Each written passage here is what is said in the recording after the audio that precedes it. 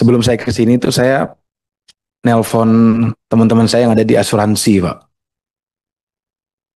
Saya bilang, kenapa kalian tuh nggak ada yang komplain gitu loh tentang co-payment? Karena co-payment ini kan dikenakannya kan di asuransi komersial, Pak ya, bukan di JKN, Pak ya.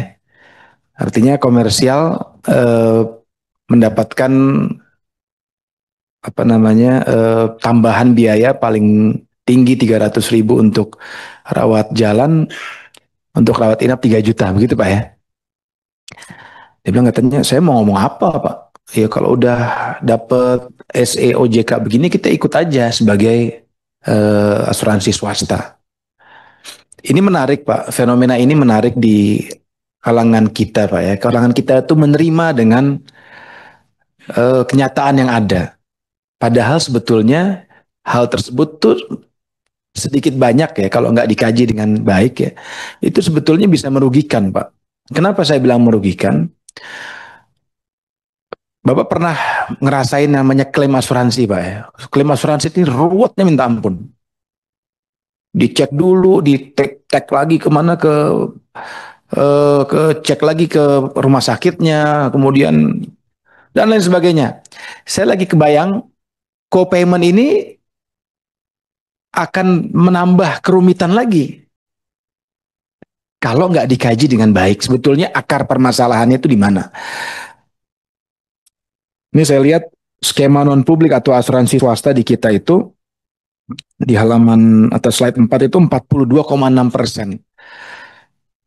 Artinya ya yang kalau ini yang menggunakan asuransi swasta sekitar berapa nih?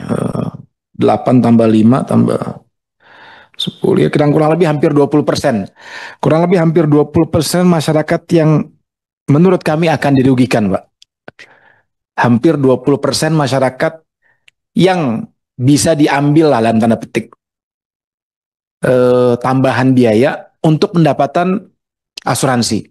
Asuransi ini bohong lah rasanya kalau dia nggak untung lah Pak. Saya nggak percaya lah nih asuransi itu nggak untung tuh buat apa buat asuransi gitu loh Pak.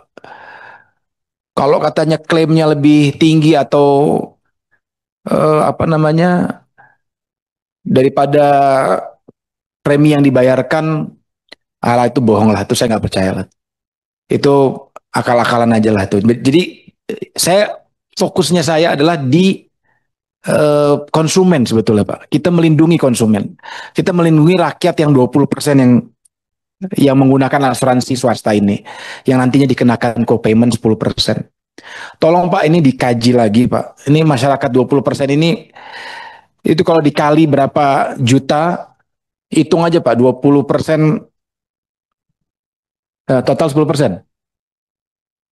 Bukan maksudnya jadi masyarakat yang menggunakan asuransi swasta itu ada 20%. Totalnya ada 20%. Kalau di data ini Pak, di slide 4 ini ada 20%-an. Ya, ini co-payment dikali total itu berapa biaya atau berapa yang didapatkan dari mereka. Saya di sini Pak, saya mewakili masyarakat yang mungkin terkena co-payment 20% nantinya. Saya minta ini dikaji ulang kembali Pak, dari berbagai sisi. Sebetulnya permasalahan itu di mana begitu loh. Kalau kita melihat Malaysia, terus kemudian negara-negara lain mengenakan co-payment, di sana asuransi rendah Pak biayanya Pak. Coba aja cek. Saya tuh dulu kuliah di Malaysia, asuransinya rendah sekali. Biayanya tuh rendah sekali. Jadi kalau ada co-payment juga kita fine-fine aja. Dan co-payment di Malaysia cuma 5%. Ini data dari Bapak, bukan data dari saya nih. Kalau kita melihat ke Malaysia begitu ya. Terus kemudian yang selanjutnya Pak, saya itu mendengar juga bahwasannya di bawah, jadi premi ini yang dia bayarkan di bawah 2 tahun, dia harus bayar juga co-payment Pak.